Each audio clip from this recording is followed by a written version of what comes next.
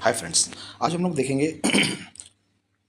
Premium energise के result आ चुके हैं 17 तारीख के दिनों में देख सकते हैं 17 मई का।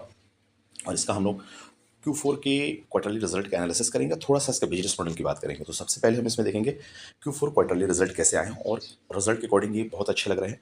और इनका बिजनेस मॉडल भी देखेंगे और परसेंटेज देखेंगे क्या इंप्रूवमेंट इनमें देखने को मिल रहा है। चलिए फ्रेंड्स, शुरू करते हैं। शुरू करने से पहले इस चैनल को लाइक करें, सब्सक्राइब करें, और जो भी कमेंट्स हो इसको पूछ सकते हैं। और इस चैनल में ही आपको सोलर पैनल से रिलेटेड या सोलर स्टॉक्स के एनालिसिस हो रही है, और पावर सेक्टर का भी एनालिसिस है साथ ही साथ चल रहा है।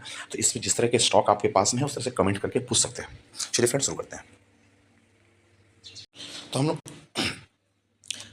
तो इसके कंसोलिडेटेड रिजल्ट पे आ चुके हैं। कंसोलिडेटेड रिजल्ट्स में हम लोग क्वार्टर टू क्वार्टर एनालिसिस करेंगे, year two years first of all देखेंगे, देन क्वार्टर टू क्वार्टर देखेंगे, देन ईयर एंडेड के हिसाब से देखेंगे। तो हम लोग चेक करते हैं।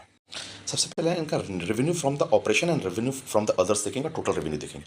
तो FY क्वार्टर 4 के रेवेन्यू अगर देखेंगे तो क्वार्टर 4 के रेवेन्यू का ग्रोथ अगर देखेंगे तो करीब करीब ईयर एंडेड बेसिस पे क्वार्टर टू क्वार्टर 2024 से 2025 का 11,266 रुपये का 66 करोड़ के थे। इनका डेटा मिलियन में है, और ये डेटा आ रहा है करीब क्वार्टर 4 के रिजल्ट में 11,265 करोड़ का है, 65 मिलियन का है और रुपीज़ में। और ये 16,16 हज़ार के आसपास हो रहा है, 16,208 मिलियन का है। तो इसमें ईयर ऑन ईयर में बढ़ोतरी देखने को मिल रही है, करीब देख रहे हैं कि 43% की बढ़ोतरी देखने को मिल रही है। तो मेन रेवेन्यू में अदर रेवेन्यू देखेंगे तो 119 मिलियन का है, और ये आ रही है 594 मिलियन की। तो अगर अदर इनकम में देखेंगे तो करीब 400% के हिसाब से ग्रो कर रहा है। और इनका क्वार्टरली 3 और क्वार्टरली 4 से कंपेरिजन करेंगे, क्वार्टर 3 से कंपेरिजन करेंगे तो उसमें देखेंगे कि तो हमारा मेन रेवेन्यू 5% से गिरावट देखने मिल रही है, और अदर रेवेन्यू देखेंगे 360 करोड़ के कंपेरिजन में करीब 600 का 594 करोड़ है, 63% की बढ़ोतरी देखने को मिल रही है। अब ईयर एंडेड की बात करें तो ईयर एंडेड के हिसाब से देखेंगे तो हमारा मेन ऑपरेटिंग रेवेन्यू 107% से बढ़ता हुआ दिख रहा है, और अदर रेवेन्यू करीब 382% से बढ़ता हुआ दिख रहा है। अब टोटल रेवेन्यू के तौर पे देख लें तो टोटल रेवेन्यू हमारा ईयर ऑन ईयर क्वार्टरली के हिसाब से है तो 47% से ग्रो करता हुआ दिख रहा है। एंड क्वार्टर 3 से कंपेरिजन करेंगे क्वार्टर 4 का तो करीब यहाँ थोड़ी सी गिरावट देखने को मिल रही है, -4% की। और ईयर एंडेड के हिसाब से, लॉन्ग व्यू के हिसाब से देखेंगे तो करीब 100%, 107-109% बढ़ता हुआ दिख रहा है। तो मोटा मोटी रेवेन्यू अगर देखा जाए तो ईयर एंडेड ओके है। क्वार्टर 3 से क्वार्टर 4 में थोड़ी सी 4% की गिरावट है लास्ट रिसेंट क्वार्टर से, और क्वार्टर 4 24 और क्वार्टर 4 25 में करीब 50% बढ़ रहा है। तो revenue as a renewable energy के तौर पे दिखाए तो बहुत अच्छी रेवेन्यू ग्रोथ पिरामिड एनर्जाइज का देखने को मिल रहा है। नेक्स्ट इनकी ईबिटा की बात करें, ईबिटा में ग्रोथ करीब आपको देख सकते हैं कि 200% का दिख रहा है, 199.30% ईयर ऑन ईयर बेसिस पे। और क्वार्टर टू क्वार्टर ईयरली देखा जाए तो करीब 6% का ग्रोथ देखने को मिल रहा है। एंड ईयर एंडेड के हिसाब से देखा जाए तो करीब 278 करोड़ का 68% की ग्रोथ देखने को मिल रही है ईबिटा में। देन हम लोग सोलर का ईबिटा मार्जिन देखते हैं जो कि 30 से ऊपर होनी चाहिए, 25 से या 30 से ऊपर होनी चाहिए। तो देखेंगे तो ईबिटा मार्जिन देखेंगे तो 2024 के जो रिजल्ट आए हैं 2025 के क्वार्टर 4 के, इसमें ईबिटा मार्जिन देखेंगे तो करीब 35% से ग्रो हो रहा है। एंड 2000 और इसके पहले जो ईबिटा मार्जिन था 2000 क्वार्टर 4 का 24 का 17% से ग्रो हो रहा था, तो 17 से 34% बढ़ोतरी देखने को मिली है। अच्छा, इसके बाद 31% दिख रहा है ईबिटा मार्जिन। ईयर एंडेड के हिसाब से देखेंगे तो 28% ईबिटा मार्जिन है। और ग्रोथ रेट देखेंगे तो पहले इसका था 15% से ईबिटा मार्जिन, तो 15 से 28% ग्रो हुआ है। और अभी अगर क्वार्टर के हिसाब से देखेंगे तो 17 से 34% ग्रो हुआ था। तो अगर ओवरऑल देखा जाए तो 30 से 34% की ग्रोथ ईबिटा मार्जिन में दिख रही है, जो एक अच्छी चीज़ है। नेक्स्ट इसका निकल profit before tax. Profit before tax अगर देखते हैं तो 200% से ग्रोथ हो रहा है profit before tax year on year basis पे। एंड क्वार्टर 3 क्वार्टर 4 का कंपेरिजन करेंगे तो 5% से ग्रोथ हो रहा है। एंड ईयर एंडेड पे देखेंगे तो 330% से ग्रोथ हो रहा है। तो एक ये पॉइंट है कि प्रॉफिट ग्रोथ अच्छा निकल के आ रहा है, बट क्वार्टर के हिसाब से थोड़ा सा कम निकल के आ रहा है, क्योंकि क्वार्टर में रेवेन्यू उस हिसाब से ग्रोथ नहीं हुआ, उस हिसाब से प्रॉफिट में भी ग्रोथ देखने को नहीं मिल रहा है। अब पैट की बात करें तो पैट मार्जिन पे हमारा काम है। पैट मार्जिन देखते हैं 16% के हिसाब से ग्रो हो रहा है। और लास्ट क्वार्टर का लास्ट 2024 Q4 का था करीब 9% से ग्रो हो रहा है पैट मार्जिन। एंड यहाँ पे देख सकते हैं कि पैट मार्जिन 2025 क्वार्टर 3 के हिसाब से देखें, क्वार्टर 3 के हिसाब से 14% से ग्रो हो रहा था। तो अभी आपके जो रिजल्ट है पैट मार्जिन के अकॉर्डिंग ग्रोथ रेट अच्छी दिख रही है। अब ईयर एंडेड के हिसाब से देखेंगे तो पैट मार्जिन आपका 14% से ग्रोथ हो रहा था, जो कि ईयर एंडेड 2024 में देखेंगे तो 7% ग्रोथ, 7% से 14% यहाँ कुछ हाल देखने को मिल रही है। परसेंटेज वाइज भी देखेंगे तो करीब करीब पैट मार्जिन डबल होता हुआ दिख रहा है।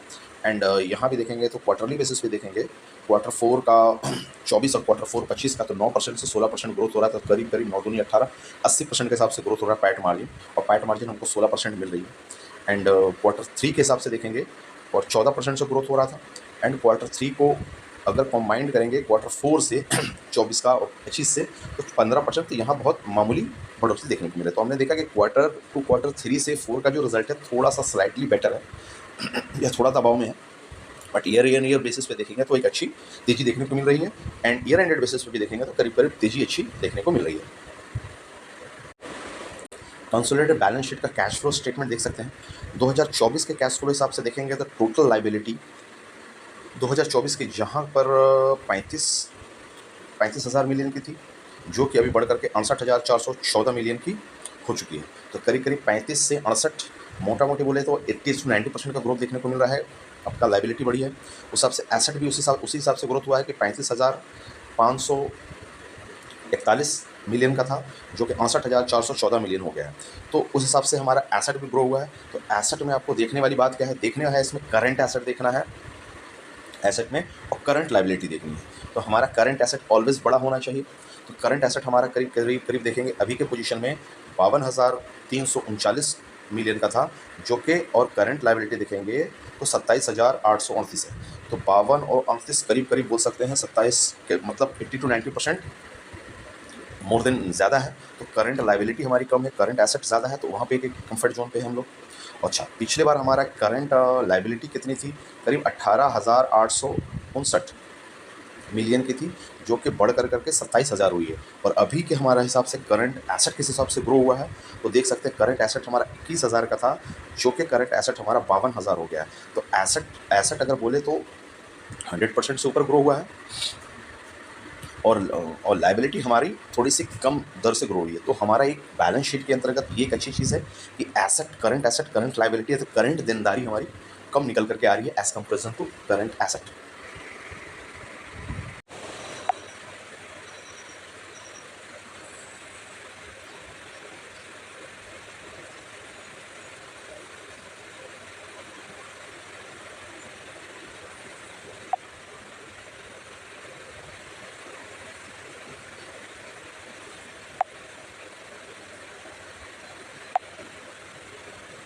वहीं इनके ऑर्डर बुक की बात करें, ग्रोइंग ऑर्डर बुक पे देखेंगे तो 84,456 मिलियन रुपीज़ का ग्रोइंग ऑर्डर बुक है।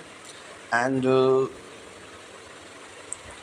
सक्सेसफुल आईपीओ फंड राइज इन्होंने किया था, लेकिन रिसेंटली आईपीओ 1 साल पहले आई थी, 12,920 मिलियन रुपीज़ का फंड राइज किया था। तो ऑर्डर बुक जिस हिसाब से फंड राइज उन्होंने 12,000 का किया है, 84,000 का करीब करीब आपका ऑर्डर बुक है। एंड टोटल एस्टिमेटेड कैपेक्स देखेंगे तो कैपेक्स के अकॉर्डिंग 1,25,000 का मिलियन का इनका एस्टिमेटेड कैपेक्स आने वाला है। अब इनके 30 साल की जर्नी को अगर सोलर मैन्युफैक्चरिंग एक्सेलेंस को देखा जाए, चूँकि बेसिकली ये मैन्युफैक्चरिंग में, जनरेशन में नहीं है, solar panels, solar module, battery, ये सब की मैन्युफैक्चरिंग है। तो इनका 30 साल का कैरियर का पोजीशन देखें, प्रीमियम एनर्जाइज का 1995 में इनकॉर्पोरेट हुई थी, 1995 में, और 1999 में फर्स्ट मॉड्यूल लाइन इन्होंने लॉन्च किया था। 2011 में कैपेसिटी इसकी थी 75 मेगावाट कैपेसिटी, एंड मॉड्यूल का 100 मेगावाट का था कैपेसिटी, जो कि 2011 से 21 10 सालों में देखेंगे तो 75 से हमारा सेल का जो कैपेसिटी था 75, जो बढ़ करके 500 मेगावाट हो गया है। एंड मॉड्यूल का 100 मेगावाट था, जो बढ़ करके 1220 मेगावाट हो गया है। तो इस हिसाब से ग्रोथ दिख रही है। एंड कैपेसिटी 2021 से 22 का देखें, एक साल को कंपेरिजन में देखें तो 500 मेगावाट था, वो करीब करीब आपका 750 मेगावाट चला गया है। और जो मॉड्यूल की कैपेसिटी थी 1220 की, तो मॉड्यूल की कैपेसिटी 1370 चली गई है।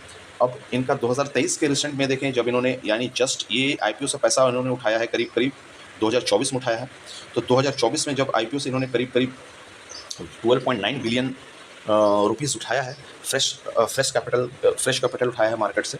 तो उसके जस्ट पहले 2024 में इसकी कैपेसिटी कितनी थी सेलों की, 2000 मेगावाट की कैपेसिटी होगी और मॉड्यूलों की 4000 मेगावाट की कैपेसिटी होगी। तो सेल और मॉड्यूल में तो अगर हम इसके थोड़ा पीछे जाएँ, जब से इन्होंने 2021 की डेटा 11 का डेटा और 24 की डेटा को कंपेरिजन करें, तो करीब करीब 10 से 12 सालों में 75 का सेल का मॉड्यूल था, 75 से 2000 की सेल की मॉड्यूल की कैपेसिटी बढ़ी है।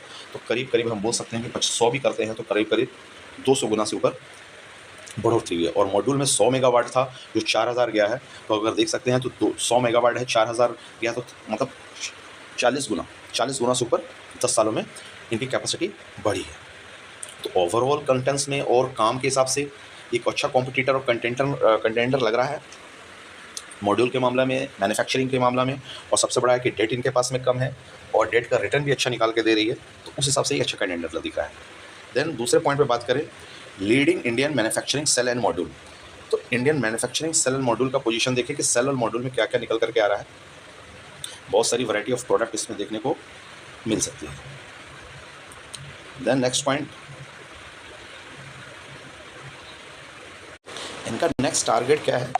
सोलर मॉड्यूल में करीब करीब इनका मिशन 2028 का क्या दिख रहा है कि मैन्युफैक्चरिंग का मॉड्यूल में ये लीडर बने और 10 गीगावाट कैपेसिटी के हिसाब से ये अपने मॉड्यूल का और इनसे रिलेटेड सोलर रिलेटेड पैनल और प्रोडक्ट का मैन्युफैक्चरिंग करे। तो अभी इनका पोजीशन में क्या दिख रहा है, बहुत सारे प्रोडक्ट जैसे दिख रहे हैं, सेल्स दिख रहे हैं, मॉड्यूल दिख रहा है, सोलर इन्वर्टर दिख रहा है, एल्युमिनियम फ्रेम जो उसके लिए आती है, BESS सॉल्यूशन है इसके अंदर में, देन वेफर है, इनगॉट्स है, ये सब मटेरियल इसके अंदर दिख रहे हैं।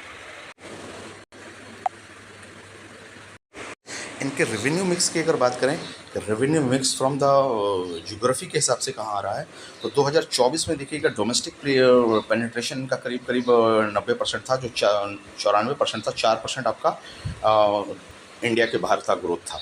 अब 2026 के हिसाब से अगर आते आते देखेंगे, 2025 के हिसाब से देखेंगे तो करीब 84% आपका डोमेस्टिक में सेलिंग है एंड यूरोपियन इसके बाहर एक्सपोर्टिंग हमारा करीब 4 से 5% है। तो 4-5% इनका एक्सपोर्ट ओवरऑल देखने को मिल रहा है। देन प्रोडक्ट वाइज देखेंगे तो मॉड्यूल एंड सेल का हिसाब से तो इनके सेल में करीब करीब 74% है और जबकि मॉड्यूल में आपका 74% है और सेल में देखेंगे करीब 20 से 25% का आ रहा है। और अभी के हिसाब से 2025 में देखेंगे तो 70% है और ये 29% मॉड्यूल में सेल में आ रहा है। तो मॉड्यूल का पेनिट्रेशन इनका ज़्यादा है उस हिसाब से देख सकते हैं और अदर में आपका 2-3% की आ रही है। तो इस तरह से फ्रेंड देख सकते हैं कि ये कंपनी अच्छी कर रही है और इनका फाइनेंशियल रिजल्ट भी अच्छा है, प्रोडक्ट वाइज वैरायटी भी है। तो आपसे इसको रडार में रख सकते हैं, but it is not a recommendation. इसको एज ए फंडामेंटल एनालिसिस इनका किया गया है और Q4 के रिजल्ट के बारे में बताया गया है इसमें। और आपके कोई भी कमेंट्स हो इसमें ज़रूर करें, शेयर करें, लाइक करें और इस अगले वीडियो से पावर सेक्टर से रिलेटेड कोई भी वीडियो में कोई क्वेश्चन हो ज़रूर करें। थैंक यू फ्रेंड्स, मिलते हैं अगले वीडियो में, बाय बाय।